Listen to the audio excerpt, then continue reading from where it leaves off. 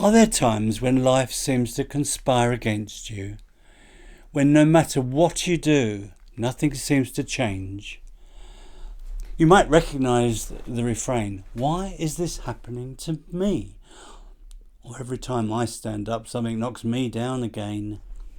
It's a familiar sense of defeat. The feeling that life is happening to us rather than with us. This sense of being a victim of circumstance can lead us feeling trapped. So I'm going to talk about how we can escape this feeling of powerlessness. For I believe it is possible to swim against the current, to interact with the world without it appearing to dictate how we feel, to no longer allow our appetites and fears to take charge. We don't have to sink into isolation, to resentment or quiet despair, for that would be to have the passive victim mindset, the inward cry of, "It's not fair, I don't deserve this, I am helpless." Seeing danger approaching, yet remaining frozen in its path. But perhaps before we surrender entirely, we might ask, how much do we really know about what the future holds? We make assumptions, often grim ones, about how events will unfold. A deaf, blind and mute child may seem destined for tragedy, and yet Helen Keller became one of history's most luminous spirits.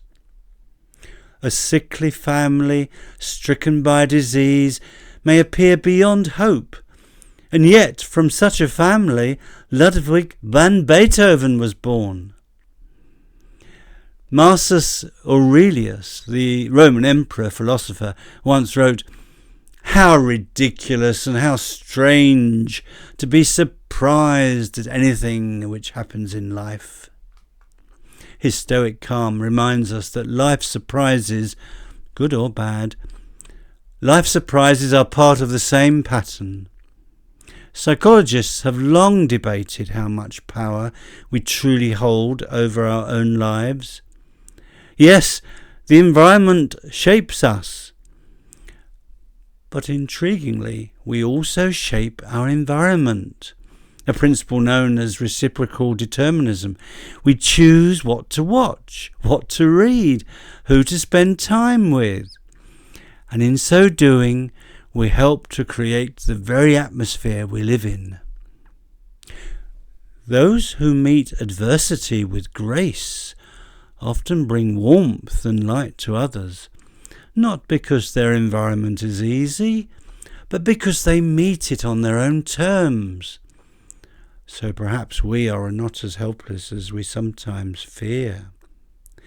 There's this kind of freedom, not an outward freedom, but an inward one, the freedom to choose how we think, what attitude to adopt, what to look at, what to believe. You and I can always choose our circumstances. No, we can't always, but we can try, can't we? We can't choose our circumstances really, can we, all the time? But when we do, we can choose our attitude towards them. As the Stoic philosopher Epictetus once said, "I must die, I must be imprisoned, I must suffer exile, but must I die groaning? Must I whine as well? Can anyone hinder me from going into exile with a smile?" The psychotherapist Irvin Yalom once described a patient who, because of her tragic physical deformity, believed life without romantic love was meaningless. Through therapy, she discovered that while she could not change her body, she could change her mind. And in that act of inner freedom, she found a new kind of peace. The Swedish mystic Emanuel Swedenborg believed that God gives us this very gift, the freedom to choose our own character, to respond to life's challenges in the way we wish? If he was right, then fatalism is not humility, but it is abdication, a way of avoiding responsibility for ourselves and others. What I'm trying to say is that we can cause our own suffering by restricting our own inner freedom. For in truth, we can enslave ourselves as easily as we can set ourselves free. We may call it freedom when we give in to anger, greed, or self-pity, but such desires quietly chain us. The famous German writer Johann Wolfgang Goethe put it starkly: none are more hopelessly enslaved than those who falsely believe they are free. Real freedom, Swedenborg suggested, lies elsewhere, in a mind and heart open to the warmth of love and the light of wisdom. In other words, not allowing the natural thinking of self-centeredness to block out higher enlightenment.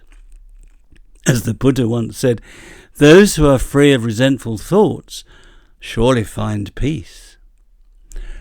So perhaps the question is not whether life controls us, but whether we are willing to let go of what truly binds us.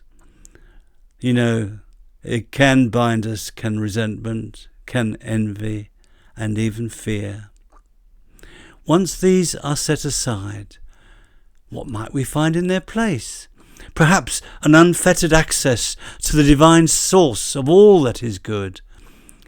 And with this ability to affect life and not just be affected by it, perhaps. Now, in this video, I've been exploring how we can stop feeling a victim of our circumstances. Thank you for watching. If you have been interested, why not give me a like and offer a comment? It does encourage YouTube to show this video to a wider audience. You may also want to click the link to Life is Not a Waste.